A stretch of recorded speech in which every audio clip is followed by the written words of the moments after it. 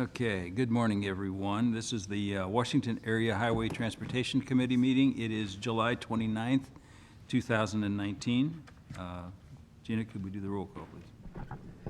Craig Miller, Present. Ed Fisher, Here. Tim Hullabush, Here. Ray Frankenberg, Here. Bob Ingeman, Here. Bill Stratman, Here.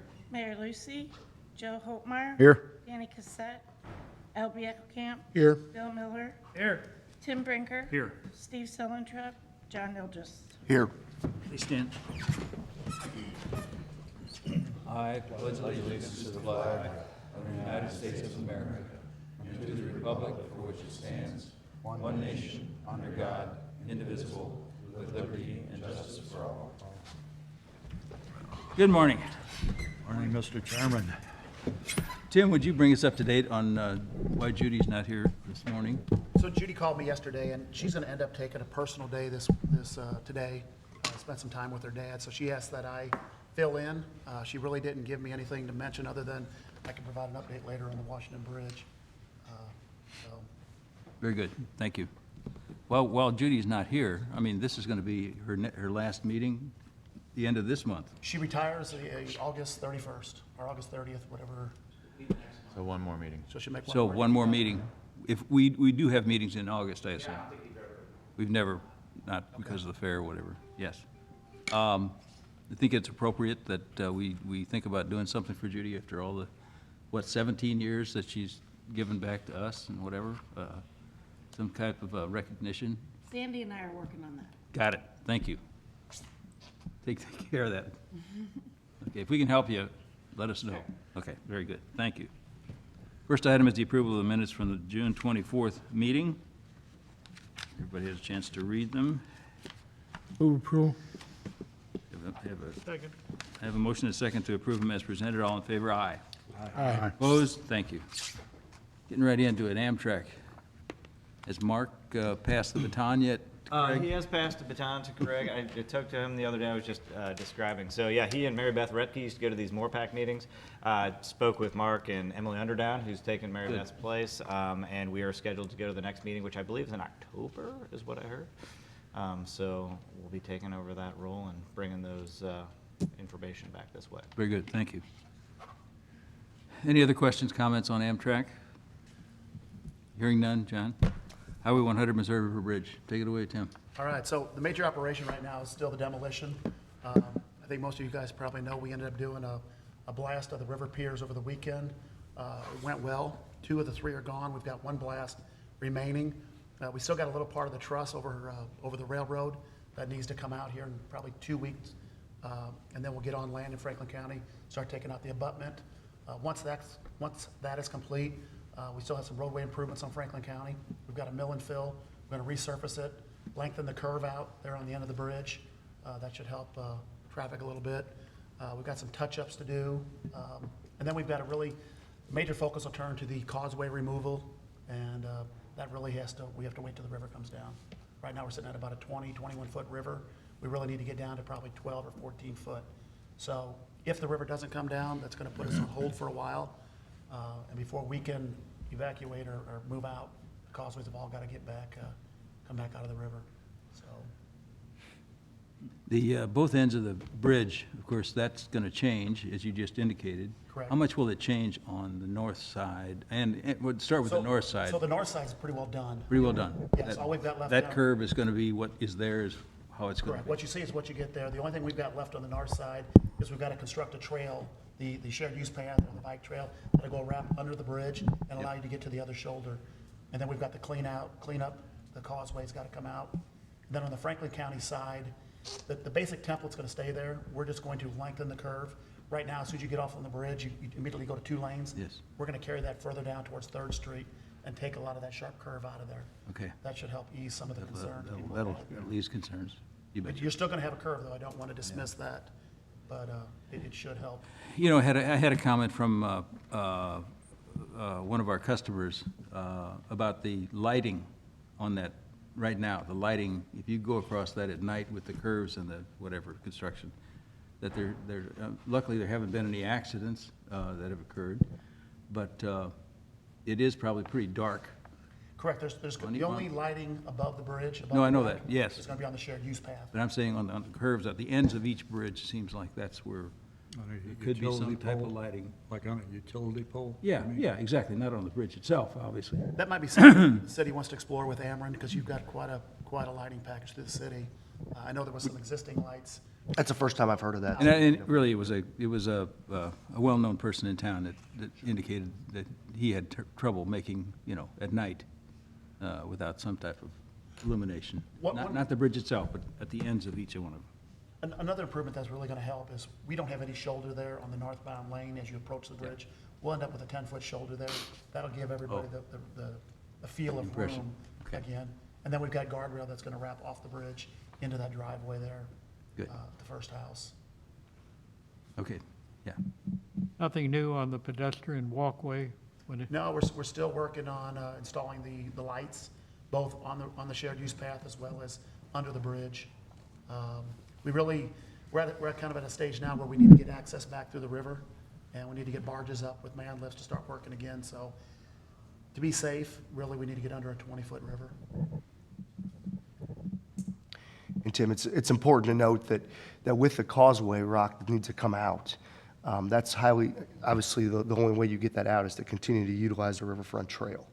So that trail reconstruction or bringing it back to what it was before is 100% dependent on this causeway rock coming out, which is then dependent on the river elevations I coming see. down. Okay. So All right. I just want to be very clear that that schedule is all ran by the elevation of the river right now, which is highly Sure. volatile at this point. I think, isn't it? I think, yeah, okay. And like I said, we really need to get to that 12 to 14-foot river elevation so we can basically access it and get it all out. What's the thinking on the river right now? How long it'll be at the current level? John could probably speak more on that, but right now, we've got a lot of water coming in from Gavin's Point up in South Dakota or the Okay. Dakotas, and then we've got Truman Lake dumping into the Lake of the Ozarks. So probably 25 to 30% of our water right now, maybe even a little more, is coming in from, those two sources. Yeah. So, Yeah. right now, August doesn't look good, maybe September, October. Yeah, I mean, I wouldn't anticipate anything, October. for the next month or two, to be honest. And that's obviously highly dependent on what you get That's if it local. stops raining. That's right, exactly. We had basically 4 to 6 inch rain event last week that jumped the river 1.5 feet, and that was local. I mean, literally Franklin County, So it just gives you an idea what running 17 to 20-foot rivers will do. Any other comments, questions about the bridge? Anyone? Highway 47 Corridor Committee. Yeah, I think, I know I've been a little, I guess, it's taken me some time to get the actual report out to you all. So I think Gina actually sent that out to everybody. I hope everybody got a copy of that. If you did not, please get with me so we can make sure it's a large document. So other than that, I don't have any other things to report. I don't know if Tim does. Yeah, Yeah. thank you. The last two meetings there were other business I had to attend to that took priority, unfortunately. But that being said, the realignment of Highway 47 at US 50 is the subject at hand. And Russell Ross, City Administrator for the City of Union, is going to put before his board Monday night, August 5th, to go into contract with Cochrane for our professional services to look at the realignment of 50 and 47. And looking at two of the highest scoring options put forth on the study that we all paid for. So that's what they're going to consider right now, after which time we spoke with Jim Wild of East West Gateway at the Franklin County Municipal League event we had 2 weeks ago. And he's very receptive, said whatever you guys come up with. The gentleman from Cochrane that has the potential to get this rolling has a great relationship with East West Gateway and knows these things inside and out on CMAQ funds and how to acquire all the money we can acquire to get this objective attained. So that being said, we're going to know a lot more next week. The City of Union, we kind of talked about it, and they are going to take the lead on the portion that is within their city limits. And it makes most logistical sense in our mind's eye. So that's how we're going to pursue this thing, and it's going well. It's obviously never as fast as anybody would like it to be, but they will know a lot more after their council meeting August 5th. Any questions? Hearing none. Tim? Go for it. keeping it rolling. I mean, Go any forth way that we and can help. I know we're kind of sitting produce. on the sidelines, the Washington area, for this project. Not that we're sitting on the sidelines, but we're not as involved as what we were on others projects that affect us here.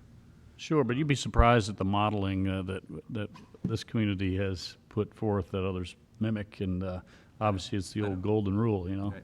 Don't reinvent a wheel, Good. borrow somebody else's tire. Bet. Okay, moving on. Franklin County Transportation Committee, I think we just talked about that, basically. Is that- Yeah, probably the only biggest, or the biggest thing that we discussed was just the salt within the region, within Franklin County. I know Franklin County takes the lead on essentially going out to bid for salt. That is, I believe, out to bid now as of last Wednesday, if I understand their schedule. So the city of Washington, we did have some concerns with getting salt, with it already being in, late July, August, and then obviously having to go in the contract and getting salt for our area. So we as a city actually are bidding as well, parallel, just to make sure that if there's a reason why, with the salt supply, that we are covered here in town. We do not have a supply of salt right now. We utilized it all last year's winter, winter storms. So I have to, at least have a contingency plan to get salt into Washington so we can make sure we can maintain our own streets this winter. So it's, like I said, we're bidding parallel. It's very possible that Franklin County's bid may come in better than ours or vice versa. We don't know, but I had to have a contingency. So that was probably the biggest thing that was discussed, was just making sure that salt gets into the region.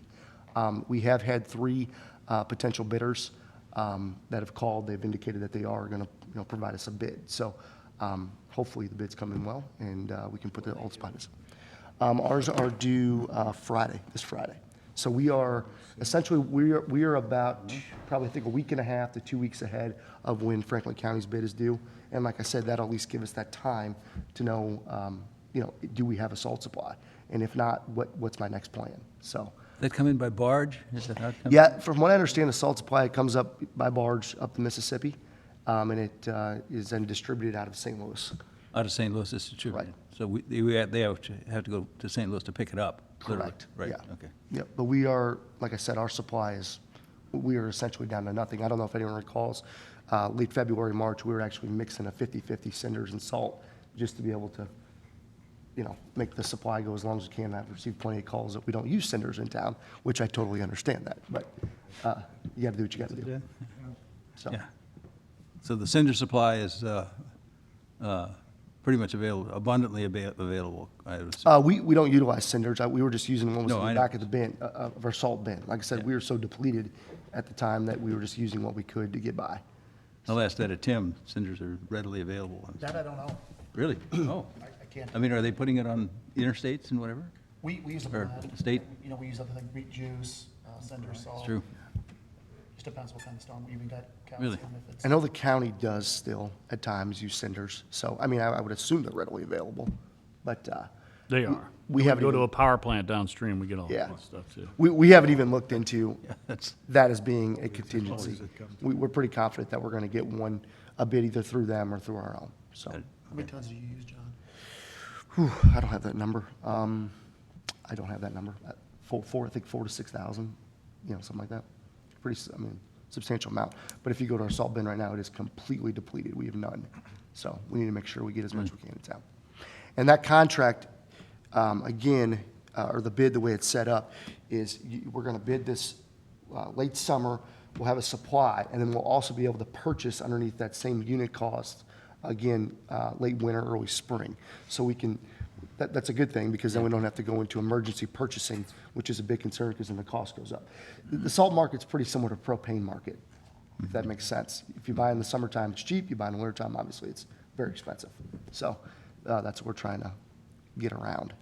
But right now, we just need a supply, so. very good. Any comments or questions?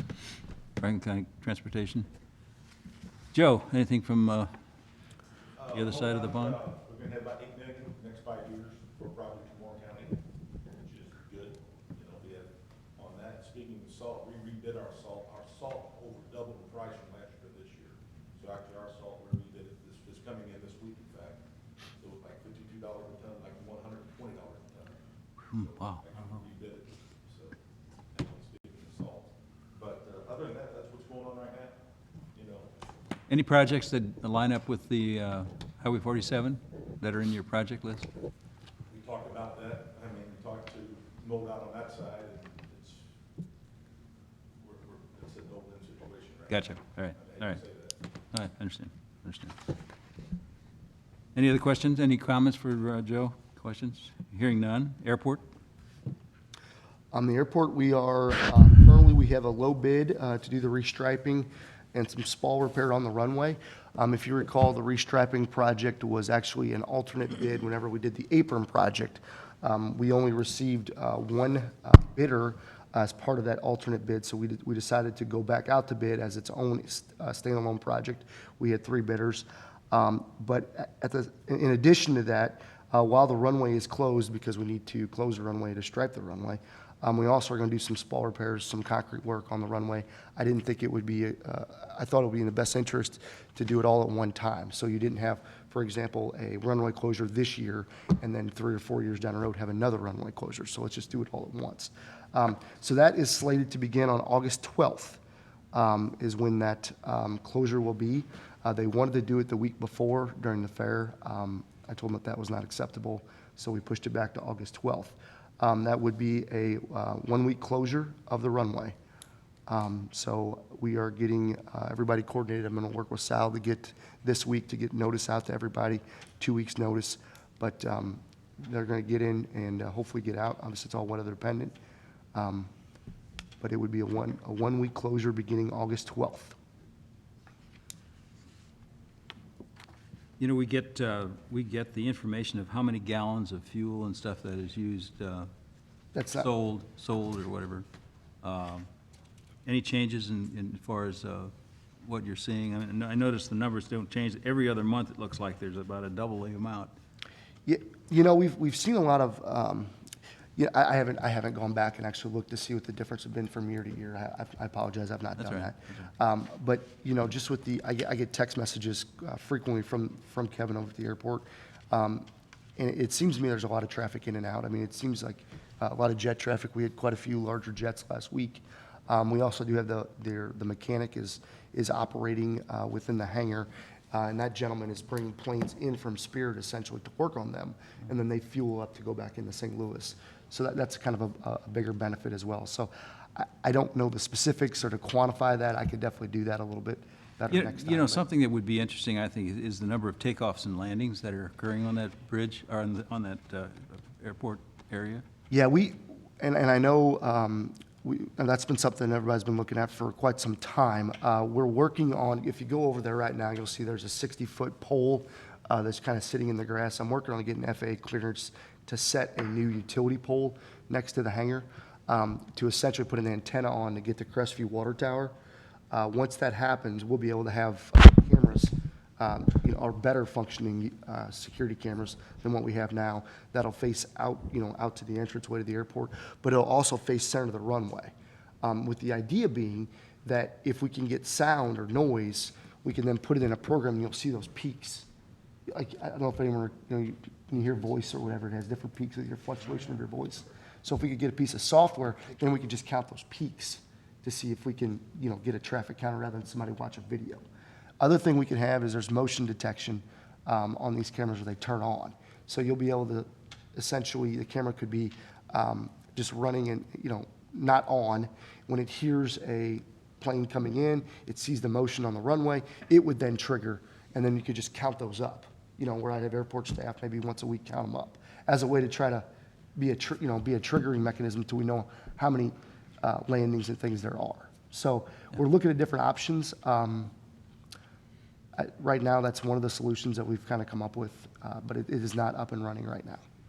So, Security-wise, it doesn't make any difference, or should it, or could it? so, I mean, we are, like I said, we're upgrading our security cameras. Oh. We haven't seen any issues with security. Yeah, that's good.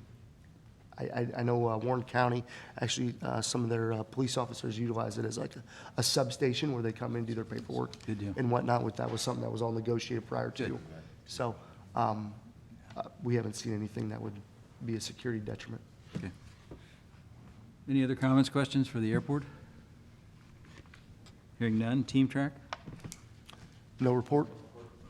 Getting ready for salt to come in by rail, maybe. Yeah, exactly. That would be, that would be good. Well, Yeah, let us know. Yeah. We're looking forward to that. you've got some additional apartments, senior apartments, correct? Or what is it, Memory, or what is it, that are going in on High Street? Oh, on East West Parkway? Yes. So the middle lot, I don't know the best way to say it, but Yeah. kind of the middle lot, you'll see they're doing some pretty substantial grading work there.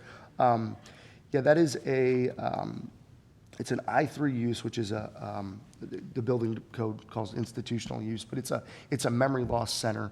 And I forget how many units were in it, but, yeah, 50-some units. I think so. I think it's all one story.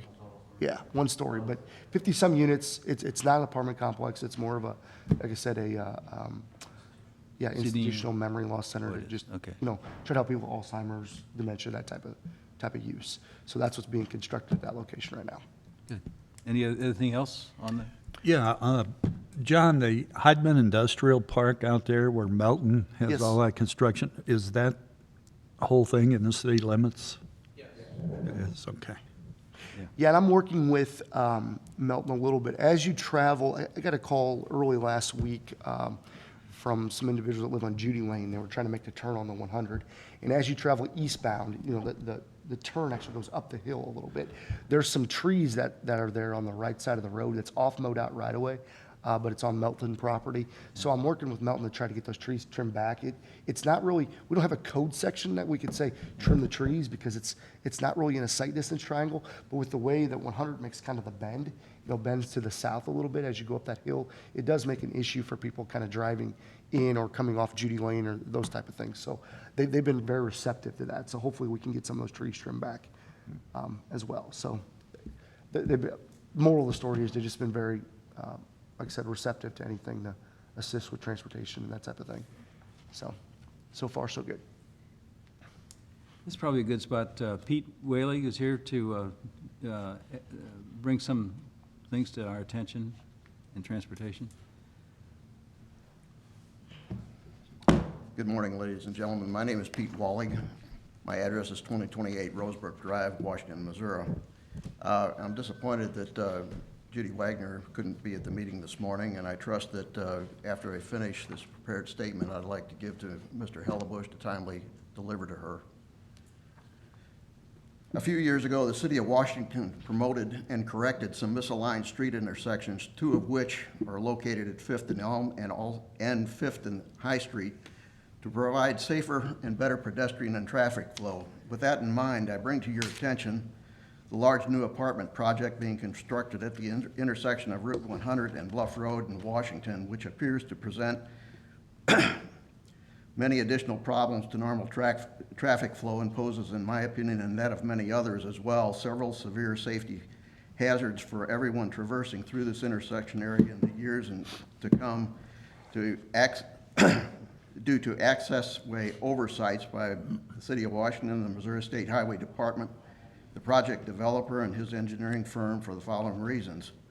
The apartment project property is situated directly across from Bluff Road on the south side of Route 100, having direct access to this existing electronically signalized Route 100 and Bluff Road intersection, which just had major renovation upgrades in 2018. According to information provided by the City of Washington engineering personnel, this apartment project is failing to use the signalized four-way intersection location to facilitate both incoming and outgoing traffic flow to this development, and currently proposes using an access almost directly across from the access way used by the fuel convenience store on the opposite side of Route 100, within a very short distance from the Route 100 and Bluff Road intersection. I believe, according to the developer statements appearing in the Washington Missourian, there will be about 100 apartments, a large majority being two-bedroom units, having 2 designated parking spaces per unit, meaning nearly 200 resident vehicles possibly being on this site. And if these proposed residents, as stated by the developer, are to be the working force class people for the area's industries, consider how many of these same set vehicles will need to be exiting and entering this complex during the normal morning, afternoon, evening, heavy volume traffic times, and one must also consider the children living within this complex being taken to and from area schools by private vehicles. That being said, where are the multiple public school buses for these other anticipated students living at the same site going to be picked up and delivered who need this bus transportation, since I was informed that the development will be utilizing private streets. And further, the public schools and their bus contractor have refused in the past to take any such buses into any private streets or subdivisions, even if the existing private subdivision streets currently meet City of Washington street standards or better. So if these public school buses make their respective student pickup delivery stops on Route 100, how long of a time will these bus stops disrupt and cease flow of both eastbound and westbound Route 100 traffic twice daily? And these stops will be occurring during the same high-volume traffic times as all the other people trying to get to their jobs or back home, and will be compounded by those daily commuters who must also travel and traverse the same intersection into the St. Louis metro area. Let us not forget how many delivery vehicles, postal trucks, food service delivery vehicles, and the residents, relatives, friends, and associates who will be utilizing these access ways each and every day of the year additionally. Further concerns for emergency vehicles and personnel safety are warranted for the ambulance, police, and fire departments. And are these proposed private streets inside this development complex going to accommodate all of City of Washington Fire Department vehicles and apparatus in the event of an emergency? City personnel stated the developer is planning to utilize a second entry exit somewhere between the aforementioned main development access way and his west end property boundary east of the next private driveway just before the church. Are the access ways for both of these areas for motorists leaving this development going to provide necessary sight distances and safety for the oncoming traffic in both east-west Route 100 directions due to the eastbound traffic standing and waiting at the electronic signal light at Bluff Road? And what about the hill, dip, and rise traversing west on Route 100? Will each of these private entries exits cause standing, waiting Route 100 traffic to stack up and possibly impede normal traffic flow through the existing electronic signal and even cause gridlocks of the Route 100 Bluff Road intersection? Possibly this developer proposed West Complex entry exit access way being designated as a right turn in and a right turn out would be a better method to facilitate safe and orderly traffic flow. I believe the City of Washington, as this complex is within the city limits, MoDOT and the taxpaying public has the opportunity to be proactive and timely correct this traffic safety and flow oversight before accidents, property damages, injuries, and possible deaths occur, rather than becoming reactive later. And the proper corrective action cost at a later date will then be much more costly to the taxpayers and to the apartment developer. Please ensure that this apartment development access ways utilizes the current signalized intersection and is built the correct way, and do it right the first time. As a visual error example, please take a look at the signal light and intersection at the Washington West Elementary School and where the bar furniture storage facility access is located less than a mile east on Route 100, which could have been and should have been built as a conventional four-way intersection in the same manner as proposed here within for Route 100 and Bluff Road. Thank you for allowing me to speak before you today and raise these strong concerns for traffic safety and the welfare of all local and out-of-area motorists, pedestrians, and especially for the school students who will be living in these apartments in the years to come. Are there any questions? Pete, thank you for bringing that forward. I'm sure that the city has done some studies. I'm making an assumption on traffic flow and what's going to happen there and how they, So the, Speak to the city's personnel. yeah, not a problem. So I spoke with, and Pete did reach out to me early last week, or I'm sorry, towards the end of the week before, to look into that. So the city did not require a traffic study at that location. The entrance to this development is, they have an access at that point currently today. Now, obviously, it's not utilized for an apartment type situation. It's more of an agriculture type use. I think probably the, when the fireworks stand was there, you know, there was somewhat of a commercial use, but still not substantial. It does line up directly with the Bay Wash and the ZX gas station entrance as well.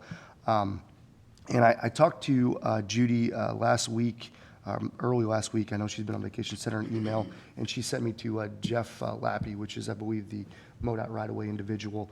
And he said that MoDOT also did not warrant a traffic study at that location either for this use. So as far as a study goes to a trip generation study into that, we did not do that. And I know MoDOT did not either. So that's just, I can say just one other comment. Sure, When this first sure. came forward, we did, I spoke to Judy about it, because we did try and see if that was plausible. Actually, the buyer first looked at, hey, could I do a four-way intersection there at Bluff? And it was determined that actually the way the property lays out there, it's not completely on that property. You would have to use the adjoining property owner as well, to be able to acquire right-of-way from them. And the current developer didn't own that adjoining property. And so he wasn't able to fit the road in where his first option was. And then when looking at it being across from the other option, and neither the city or the MoDOT required a traffic study for that. So that's how they were able to move forward. Yeah, yeah, So it was looked at. yes. Darren, any comments? Like I said, I think we looked at it, and if there's a need to, I think, let's see what results as a result of that development. It's just like every other project. Let's wait for the project to get finished, and then we can see. I understand his concerns of trying to be reactive at a later date. We did, I think, have some discuss with the fire department, the number of units, I think, for access points. yeah.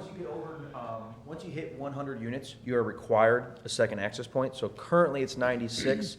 However, after that first building permit was issued, the developer saw that his deed restrictions, or the deed on the property actually does allow two entrances, because it was restricted access there, but I guess he went to MoDOT and realized, nope, this deed says I can have a second entrance. And so he does have future plans to put in a second entrance there. Further west, yeah. So all the way at the end, closer to the church, he does plan, so that'll be a loop in there. You'll have two access points. And I do just want to point out, and we haven't spoken to the school district, but that is actually not a private street in there. It's just considered a driveway, fire lane. That development is all on one lot. And so a private street is whenever you build an actual private right-of-way that you maintain that goes to multiple lots. This is one lot, has one address, and then each building has a building number. But they'll have one mailroom, one leasing office, and that is actually the address for it. And then that street, though, now loop in to the two access points, is just considered a driveway. And so that may change how the school district views it. I don't know if they will be willing to loop in there. Ideally, I know they haven't gone on private streets in the past, but ideally it's not a private street, and hopefully they would see the common sense of they don't want to stop on the highway, and if there's a second entrance point, they could just pull in, loop and stop if they even add a stop there. It may be close enough to Washington West. I understand that if you're within 2 miles, I don't think they even do a bus stop, is what I thought the rule was. So they may not even entertain a bus stop there because it's close enough to Washington West, but if they were, we would do everything we could to make sure they can make that stop as safe as possible. So. Pete? I would like to address a couple things about that. First of all, If you could please Come on, go on come up to the mic. It's a recorded meeting. If you come to the podium, thank you.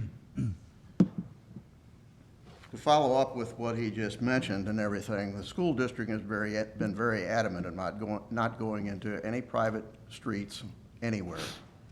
And as far as if they decide to go ahead and come into your development, I assume you're the developer. Oh, no, I just work for the city.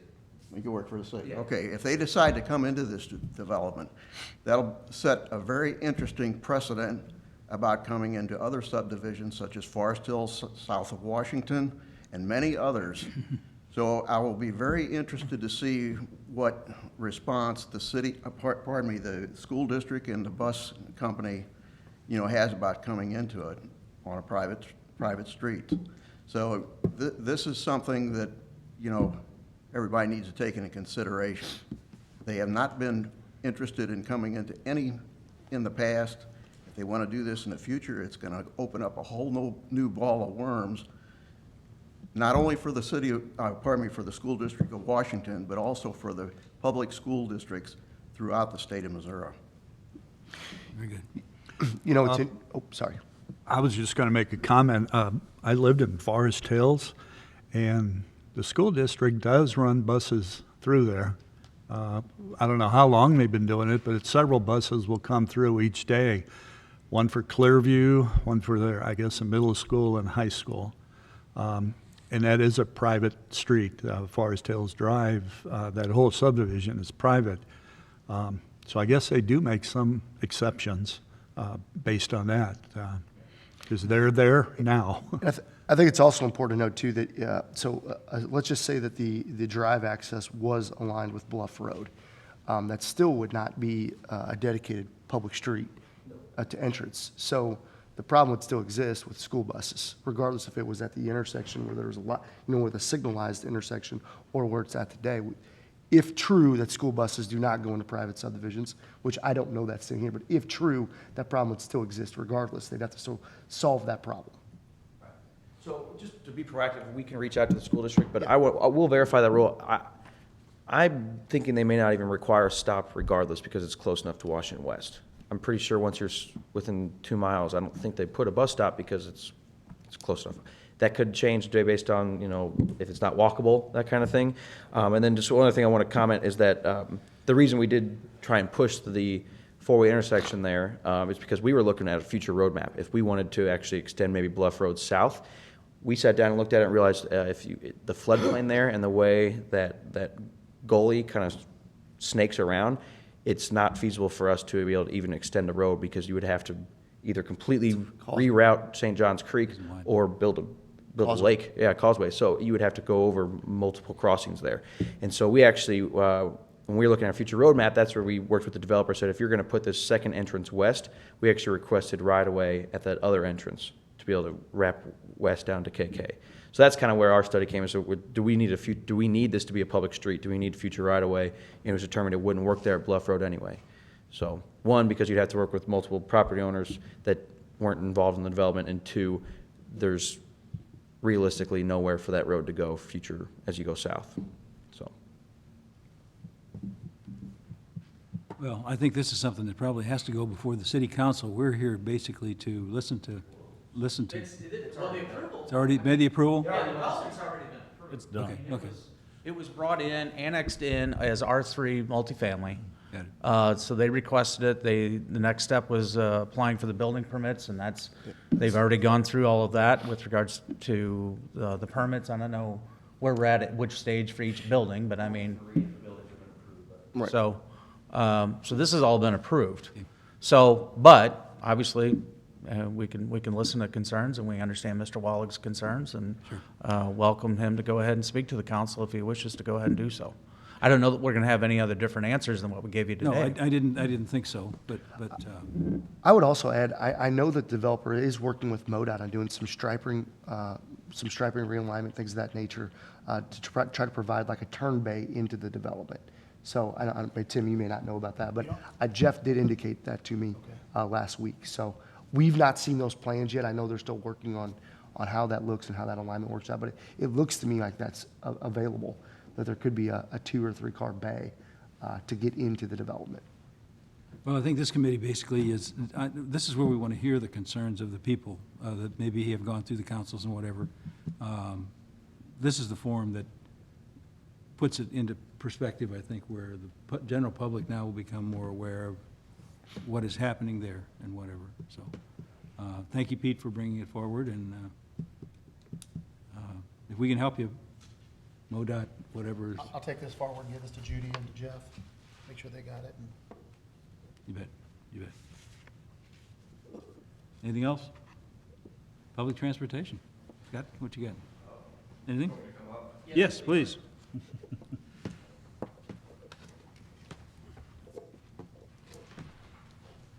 Just have a couple updates. Mo Rides has seen an increase in calls from Franklin County in the month of July. The common theme is finding affordable transportation options, both to medical appointments here in Washington, but also in the St. Louis City and County. We're also going to be launching a brand new website at the 1st of September. The website currently has been updated since about 2014 or 2015. So this relaunch is really going to make it easier both for the users and, aides and, other social service professionals trying to find affordable transportation options in their community. And that's really about all I have. Very good. Any way that we can help you? I guess just spreading the word about Mo Rides as soon as we have the new materials launching. Did you get some new buses here recently? That'd be a question probably for Oates. Oates, okay, I wasn't sure whether you. Yeah, knew but that I, information. am going to be talking to the regional director today, so I can find out some more information about that. Okay, thank you. Mhm. Any question for Scott? Any none? Thank you. Any other business other than the transportation numbers, the fundings for the Rocheport Bridge? Evidently, the federal budget approval opened up the monies for MoDOT to now schedule your projects and whatever. Give us a background on the Rocheport Bridge. I can tell you I don't know a lot what I about it. read, but I can.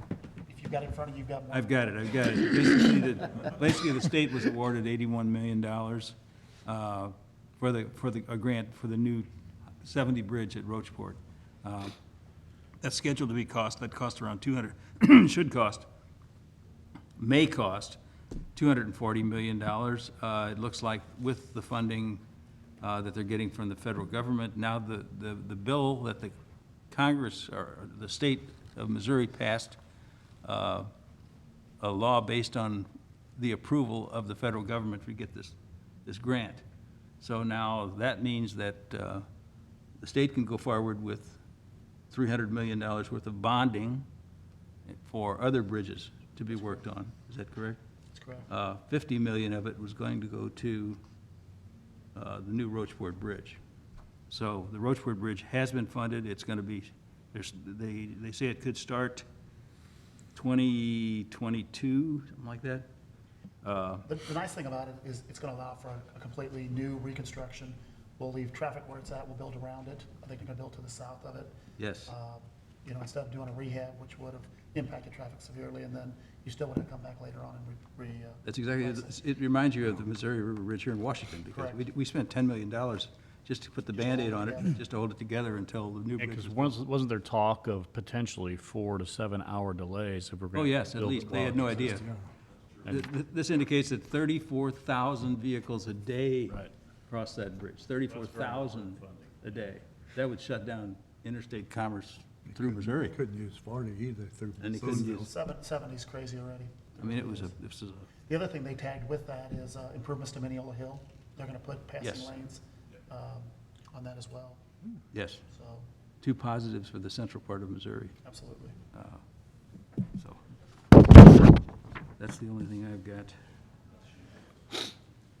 Anything else for the good of the order? Hearing none, I'll entertain a motion to adjourn. Have a motion and a second. All in favor? Aye. Aye. Opposed? Thank you.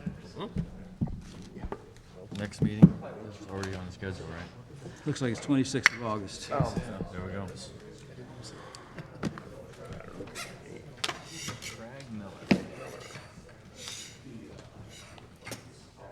And you were? What's your name? Yeah. I think it's